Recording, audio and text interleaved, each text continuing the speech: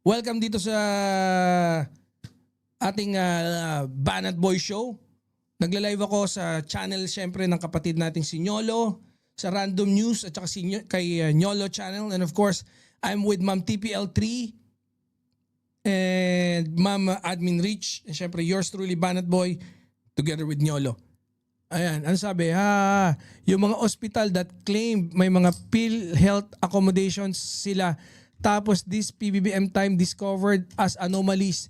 Do you know this, Miguel? Patay ka. Patay ka dyan, Boss Miguel. Okay. Nagla-live din niya si Tita May doon, si Mixtax TV. Durog kayo dyan. Mangangayon yung mga puwit nyo. Puntahan na natin itong ating susunod na topic.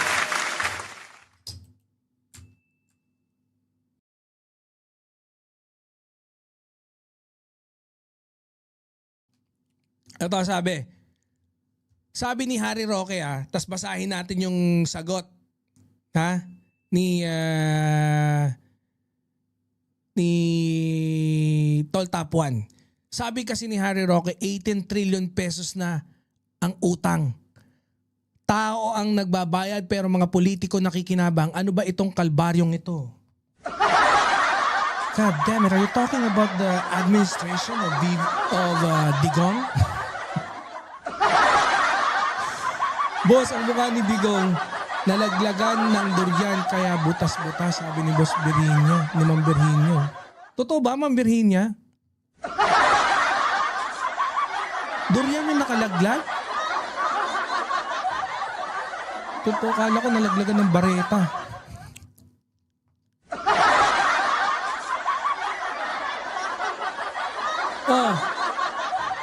Sabi ni Tol Tapuan, medyo galit si Tol Tapuan eh.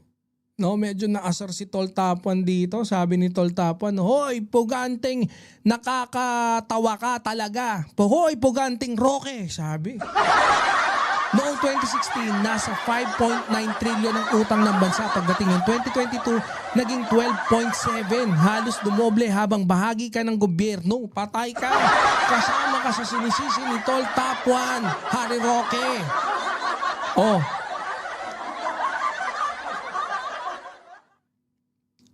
Ngayon, nagrereklamo ka sa utang, parang kayo ang gumamit ng credit card tapos nung iba na ang may hawak, sila ang sinisisi nyo sa bill. Sabi ni Tol Tapuan. Susugan natin yung topic na yan Utang ng bayan? Sino ba talaga gumamit ng credit card? May paganon. Eto mga mandirigma, mga karayuman ni Tol Nyolo, mga loyalista. Pag-usapan natin yung paboritang linya ng mga politiko. Utang ng bayan. Di ba? Sarap na sarap silang laruin yan. Yang salitang yan, utang ng bayan, utang ng bayan. Laging ginagamit yan para takutin ng tao. Pero bihira ipaliwanag kung saan napunta ang utang. Bakit umutang at sino ang gumagamit?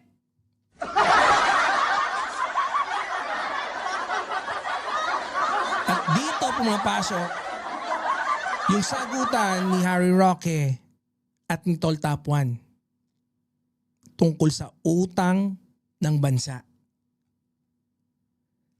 Si Harry Roque, maalala nyo, di ba?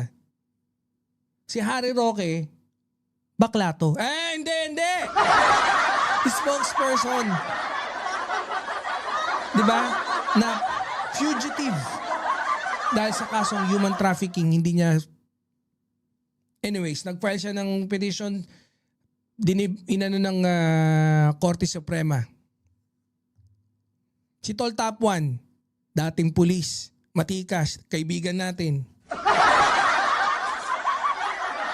Magaling magpaliwanag.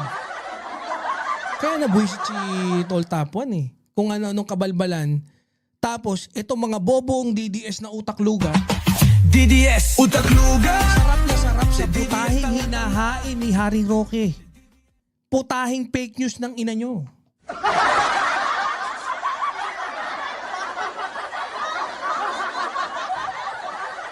Sabi ni Tol Tapon, "Oy, sandali lang. Chill. Sino ba nagpalaki ng utang? Patay. Back to you daw. Sino nga naman nagpalaki ng utang?"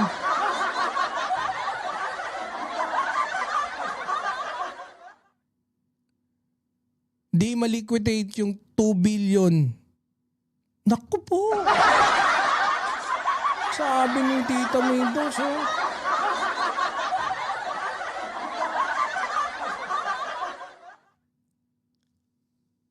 Ang konteksto natin dito, yung utang from 2016 hanggang 2022. Tapos 2022 sa 2026 ng administrasyon. So hindi simpleng utang na issue lang to eh. Political blame game tungkol sa national debt. National debt. Kayo na bahala. Ano yung dating gawin sa politika? Kapag ikaw ang umutang, tawagin mo investment. Ganyan ang gawain ng politika. Dati. Kapag iba ang umutang, utang ng bayan yan ah. Biruin mo, parusa ka sa bayan. Nangungutang ka in behalf of the taong bayan. Ang magbabayad niyan, taong bayan din. Yan. Pero pag sila umutang, investment to, brother. DDS Utak Luga. DDS Utang luga. Pag ikaw ang gumastos, Brad, development to. Pag iba gumastos, pag yung kalaban mo gumastos, corruption!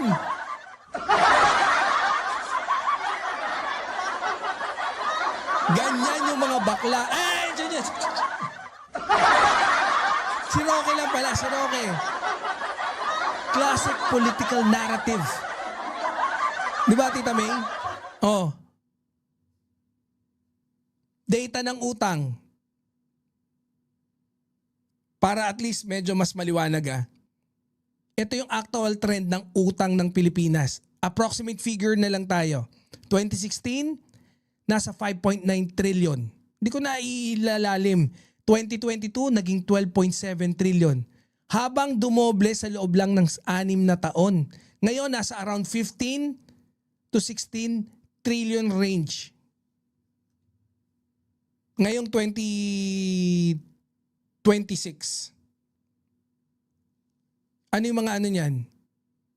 I-itemize pandemic loans, infrastructure continuation, interest payments, currency movement, economic recovery, spending. Hindi yan basta utang lang. Hindi yan kagaya nung sasabihin, no? Binigyan na tayo ng libreng bakuna ng China. Pucho lang tinanong, oh. Ba't ang laki ng utang mo? Hindi niyo ba naalala pandemic nung pinambayad natin sa bakuna? What? Pucha, akala natin libre, all of a sudden may utang na pala tayo. Aba! Hindi nagsimula ang malaking utang ngayon. Matagal ng trend yan. Kada presidente talaga, kada government, namamana yung utang. Saan napunta ang utang? Yun yung dapat na magandang tanong. Doon pa lang sa comparison natin with PBBM versus Duterte, doon pa lang dapat alam mo na eh. Kumpara sa 112 projects, kumpara sa 194 projects. Sa 194 projects, ina-assure ng government natin na lahat yan, pag napondohan, masisimulan bago matapos ang ni PBBM. Pero ang sure na matatapos nila dyan, 50 Kasi yung tapos na 9 major flagship projects. Kumpara kay Digong, 112 projects. Pucha, 12 projects lang ang tinapos. Nung tinanong kung bakit, hindi, wala akong ganang tapusin yung projects. Hindi, joke lang. Walang iyakan, ha? Easy lang kasi kayo. Sabi, huwag kang magtatago pag nanalo si VC. Ha? Huwag kang magtatago sa 2028. Sinong VC naman yan? Si Ate Elagdag. Si Manong Judy. Manong Judy. Sinong VC yan? VC? Hello? I'm VC. Ito ang pinaka-typical na utak ng DDS. Utak lugain. VC? Voice chat? Or video call? Pucha, ito, mali ang ganyan. Bakit VC? Gusto mo video call, ganon? Pucha, yung mga manyakis yung datingan ng ganyan eh. Meron nagsabi sa akin ganyan eh, VC daw eh. Pucha, pagtawag ko, kala ko naman kung anong tulong yung hinihingi. Pucha, naliligo, nakaubot-ubot, kulukulubot na eh. Sabi ko, pasensya na po kayo, manang. Hindi po ako... Vice Chairman. Sino tatakbo ba si Sara pag nanalo ng Vice Chairman? Okay, gets. Kawawa din kayo eh, no? Hindi, alam nyo, eto yung mga DDS, gets na namin kayo eh. Ganun talaga eh. Meron talagang mga utak na talagang palyado eh. No?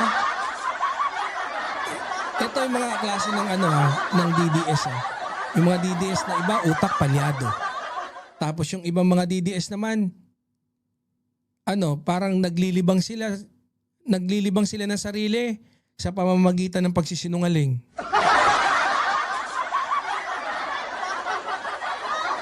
Diba, ganun naman yung nyo. Hindi yung mananalo. Magbibigti na lang yon sa dami ng kaso. Puta. Huwag naman bigti. Bus Desert Spring. Uminom lang siya ng isang basong tubig na puno ng Jolene. Jolene na basag-basag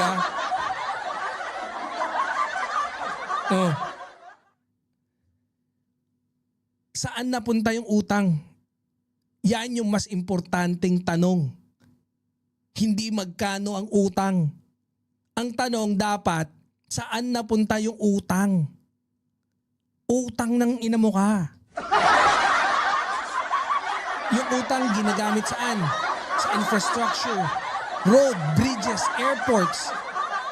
May mga subway tayong ginagawa ngayon. Pandemic response, calamity response, subsidy, agriculture support, military modernization, energy projects, irrigations, railways, development, tsaka mga discovery dyan sa Malampaya. Hindi nyo, nagtatanong pa kayo kung saan napunta? Support sa repatriation, subsidiya sa mga driver na po dyan. Ayaw daw magtrabaho, gusto ng 30,000. Isa na lang ngipin, gusto pa maraming kainin, hayop. Ay, hindi, sorry.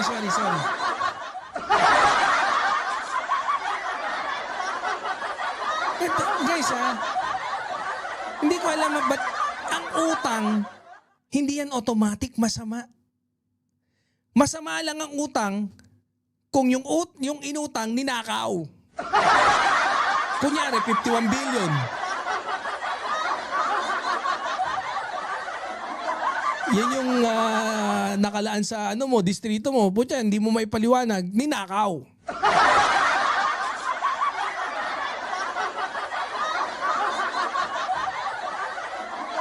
Mananalo ang VF nyo. VC, 'di ba? VP. Dapat wawa naman talaga itong mga iyaking DDS na ito. Sabi ni Boss Alberto, pinapaiyak kayo ni Boss Alberto.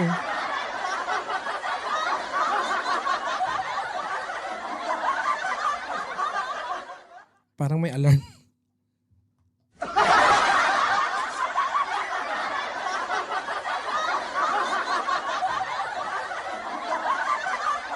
Tandaan nyo hindi kagad masama ang pangungutang.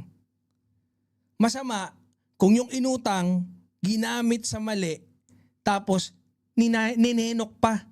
Kung ginamit sa kalsada, sa airport, sa dam, sa train, sa irrigation, development, research. Tawag doon investment. 'Di ba? Pagpapalakas ng revenue ng bansa. Pagpapatatag. Ito mga mandirigma, isipin nyo. Kung umutang ka para magbakasyon, masamang utang. Sa akin yan Kung umutang ka para magnegosyo, investment utang. Kung umutang ka para mag-aral yung anak mo, investment utang din. Pag nakapagtapos, yung anak mo, posibleng may balik. Kaya investment utang yun. Ako never pa ako nag-vote. Pero ngayong 2028, mag-vote na ako dahil kay VP, dahil gusto ko siya. Ang ayaw ni Sara, yung mga adik. Paano si Kitty?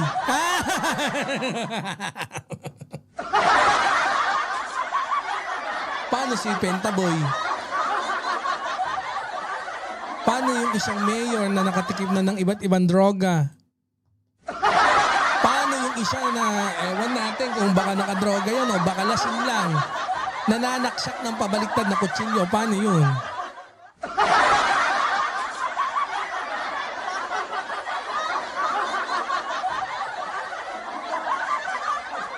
Salita gusto ng Maris, may jacket.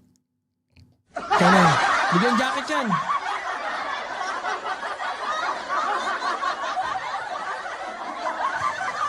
Hindi lahat ng utang masama. Depende kung saan mo gagamitin. 'Di ba? Ayan mga mandirigma, tandaan nyo. Hindi ang laki ng utang ang tanong. Ang tanong, may napundar ba ang bansa sa mga utang na inutang natin? Naging investment ba? Naging mas kapaki-pakinabang ba? Yun. Kung ikaw gumamit ka ng credit card tapos nung bayaran na, iba ang sinisisi mo? Diba? Hindi problema ang utang. Ang problema, makapal ang mukha.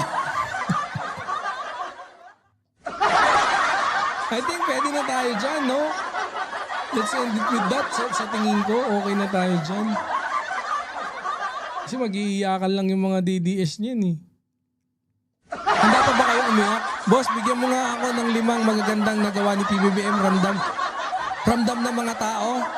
Sure ka? Gusto mo? Mukhang china-challenge mo ako, Brad Doon ba sa... Eto ramdam ng mga tao yung sa PhilHealth, 0 billing, hindi mo ramdam yan? Yung 20 pesos na bigas, hindi mo ba immediate na ramdam yan?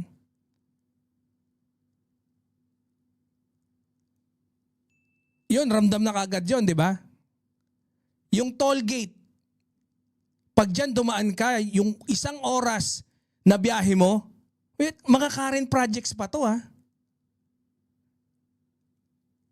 Yung toll gate, 1 hour and a half, naging 15 minutos. Ano mga posible maging benefit mo sa pagdaan mo doon? Napamura ka ng gasolina? 'Di ba? Nakasave ka ng 1 oras. Biruin mo, kung dati-rate, tapos save sa traffic, save sa stress. Ang laking bagay na yun kung araw-araw kang dadaan doon.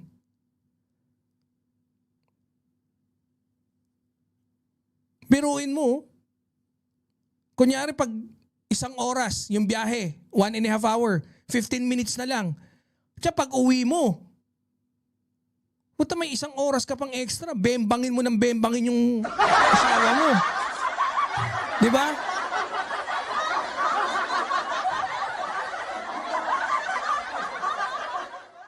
Farmer loan yan. Loan sa mga farmer. Namigay ng lupa, pabahay, love for all. Let's say hindi 20 pesos na bigas, Boss B Hunter. Hindi 20 pesos na bigas. Let's say napababa na lang yung bigas. Palay pa yun tol, wake up. Sabi. Totoo ba?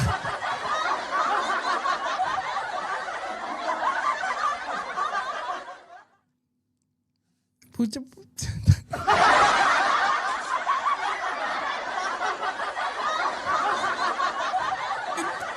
Gusto mo infrastructures.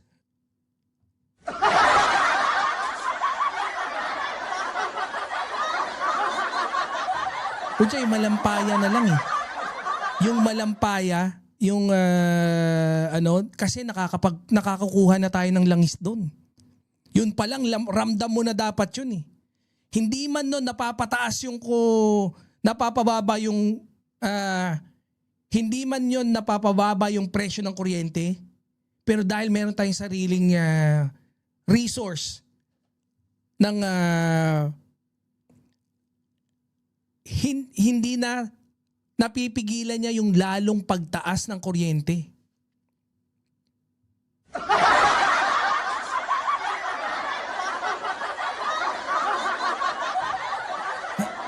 Pucha, mga ramdam.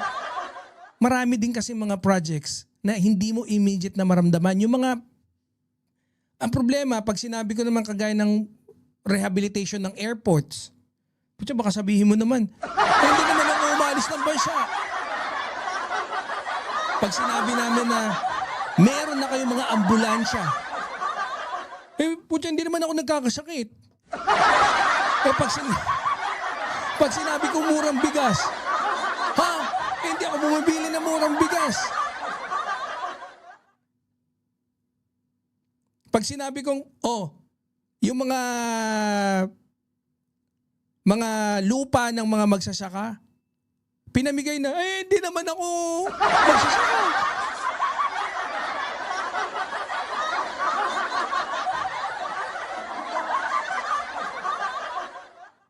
Pero kung kunyari gusto nyo usapang infrastructure, putya baka manginig tumbong nyo. Metro Manila Subway, Underground Railway, 488 billion. Timeline, started construction 2019. Continued under BBM 2022 hanggang present. Partial operation target 2028 bago matapos yung ni PBBM. Full completion sa 2030. 2 years pagkatapos ng administrasyon ni PBBM. Ano effect? Travel time sa QC, naiya 2 to 3 hours, nagiging 35 minutes.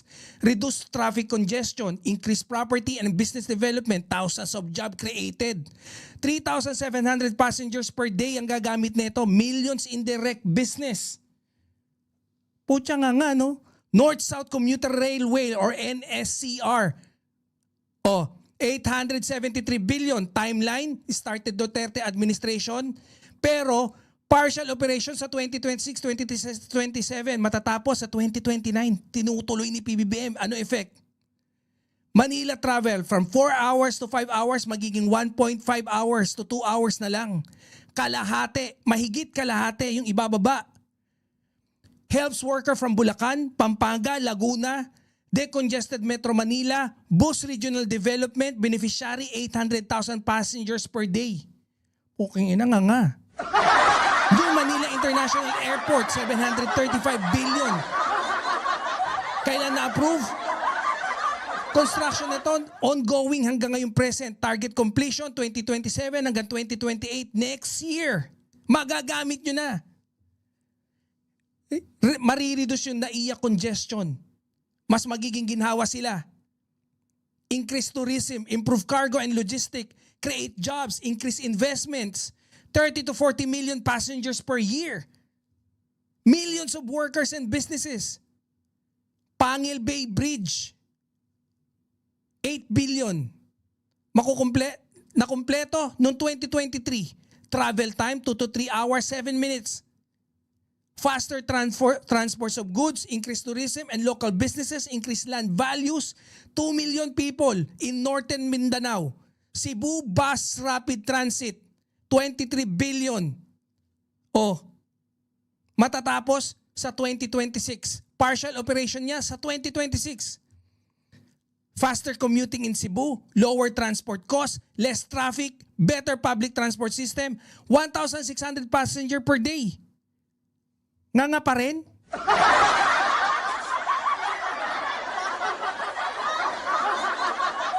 Nga pa rin. Davao City Bypass Construction Project, 70 billion.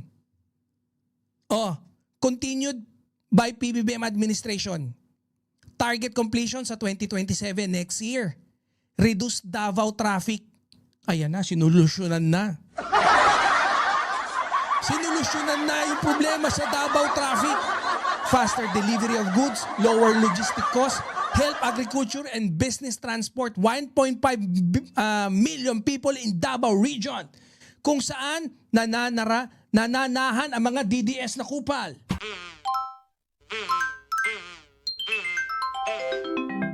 Kakulango.